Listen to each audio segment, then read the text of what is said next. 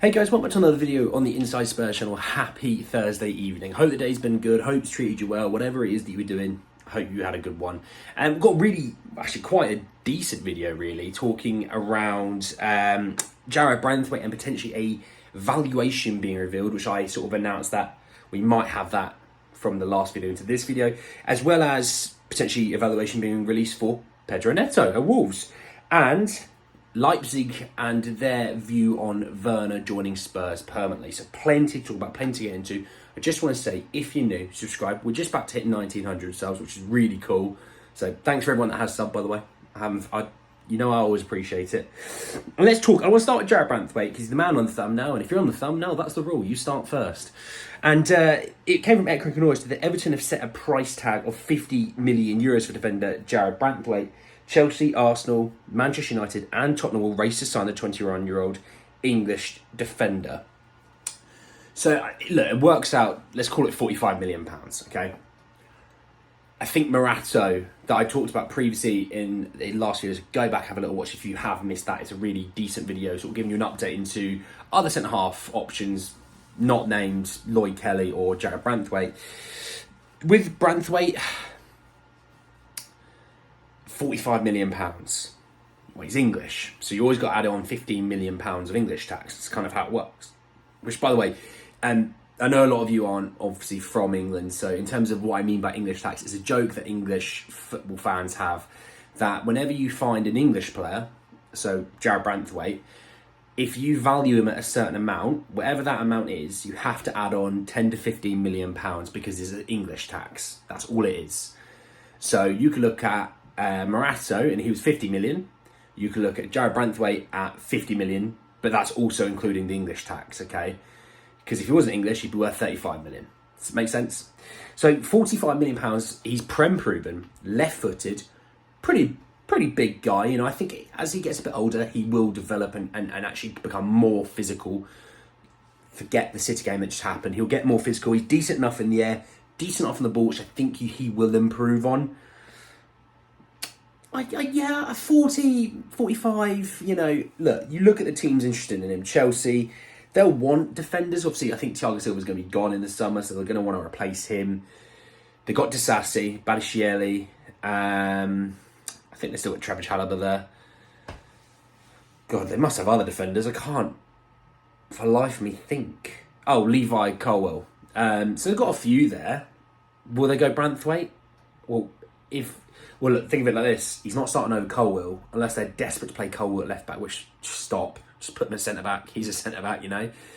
They're not going to play two left-footed centre backs in defence. Again, it's that weird thing. I talked about in a previous video how you never find a left-footed player at right back, but you'll find a right-footed player at left back.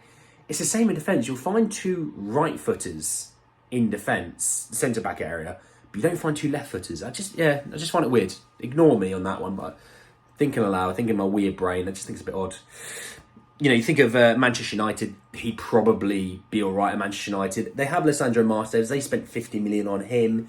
Will they? I mean, he would want to go there. Ineos, Ratcliffe, Ashworth, I think, is going there at some point. I don't really understand the whole director of football situation. They'd like him at Arsenal. You know, you've got Gabriel, you've got Timber, you've got White, you've got Saliba. I don't think it all makes sense. I think Spurs and Manchester United are the two that make the most sense. Yes, look, at United they've got Martinez, Branthwaite, we've got Van der Ven and Branthwaite. You know, Van der Ven obviously being better than Martinez anyway, but I also think next season we're going to be playing, obviously, you know, European football, playing 2, sometimes 3 times a week. He's going to be playing every week. That's the way I think us Spurs fans need to think about it. Don't think about, why would he want to come to us when he's going to be... No, rotation. We want 4 centre-backs all of equal level. So there's no drop-off. We don't look at, you know, Van der Ven to Branthwaite and go, oh, God, that's a bad step down. We don't look at Romero to Dragusin. We don't want to be doing it and going, oh, God, that's a step down. You know, we want to look at it and go, it's fine. Romero's not playing this game. Dragusin, he's absolute money, you know? And that's how we should look at it. But, yeah, £45 million, let me know in the comments what you think. Is that a bit of you? If not, fine. Tell me what is a bit of you. Maybe it's this one, and it's come from the Standard, and they were talking about Pedro Neto. And it does say Arsenal target Pedro Neto could cost over 60 million, with Wolves holding out for a club record fee for the informed 23-year-old. it is also based around Liverpool and Spurs, this, so don't worry. Look, I think the deal gets about 80 million. I don't think they're not going to reach 100 million. They're not going to do that. All right, it's just not going to happen. 80 million, I think that can be achieved. Now, maybe it's like 60 with add-ons to 80 or 70 with add-ons to 80. I don't think you're going to get a base 80, you know. Look, Neto could be a potential massive upgrade on this team, and it's a bit of a marquee stamp to say that we're going to spend money on quality players that are going to develop us, you know, into a team that is to be scared of. You know, teams look at, you know, going to Spurs and think, God, it's going to be a difficult game. They don't look at going to Spurs and thinking, as long as we don't get pumped. Whereas a lot of people go to Man City and go, as long as we don't get pumped. You go to Anfield, as long as we don't get pumped. Even Arsenal to a degree.